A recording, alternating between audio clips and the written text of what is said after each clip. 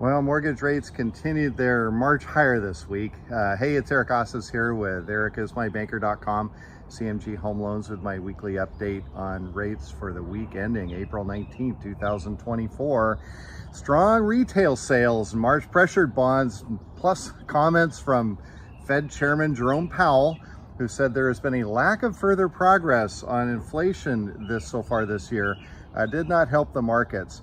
Events this week put into doubt the prospects of a Fed rate cut in July. Bond traders have reduced the probability of a July rate cut now down to 44% and are pricing in a 71% probability that the first cut we will see will be in September this year. For the week, rates didn't like it, but here are the national averages. Conventional 30-year fixed rate, 7.43%. That's up 0.06 from a week ago. 15-year fixed rate, 6.84%, up 0.02. 30-year fixed rate, FHA and VA, 6.9%, up 0.15. And 30-year fixed rate jumbo, 7.62%, up 0.07. If you thought that the elevated mortgage rates would push home prices lower, though, you'd be wrong. The March housing numbers are out and prices are up nationally 2.3% for the month. That's 4.8% year over year. Low inventory is the culprit, which is only at 3.2 months of supply. A normal market would be somewhere around 5, 6, 7 months of supply. The average home is on the market for only 33 days, down from 38 days in February. A few other housing stats to look at. Now, these are national numbers. Locally, it's probably a little bit worse. Properties sold over the list price, 29%, up from 20% in February. First-time home buyers are up 32% versus 26% in February. That's good to see. Cash buyers are down 28%, down from 33% in February. That's good to see. Investors are down 15%, down from 21% in February. Moving on. If you've had your credit run recently, the odds are you became a trigger lead.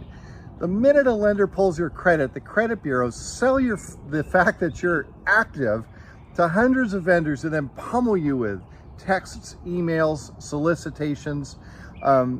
Personally, when I run a person's credit, I strip out their phone number, their email address. I don't give any of that information to the credit bureaus, but these vendors are using AI and other methods to capture your phone number, text, texting, email addresses, all of that. But you can opt out. You can stop this nefarious practice by going to optoutprescreen.com. This is a free site. It's government run. Once you opt out, it prohibits the credit bureaus from selling your information.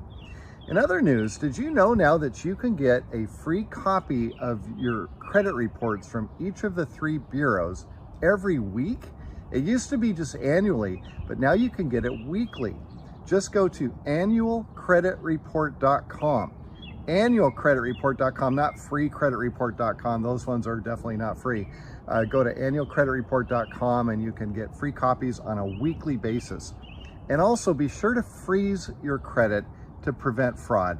Temporary freezes, they cost nothing. They can be lifted immediately when you need to grant access to your credit. But be sure to freeze all 3 credit bureaus. And you can Google this, or I'll put some notes in my links here, but Equifax, Experian, and TransUnion all offer the ability to freeze your credit temporarily or permanently for free. Be sure to take advantage of these services. You can monitor your credit now on a regular basis, even weekly if you want to. You can freeze your reports for safety, and you can stop the bureaus from selling your information with those annoying trigger leads. I'm always available to answer questions and help with your complicated financial story problems. Just reach out. You can call me 206-915-3742. You can email me, eric@ericismybanker.com, or look for me on social media. Just look for Eric is my banker and you'll find me, and be sure to subscribe to my YouTube channel so you can get regular updates plus lots of other cool educational information. That's all I've got for this week. I hope you have a great weekend. Talk to you next week.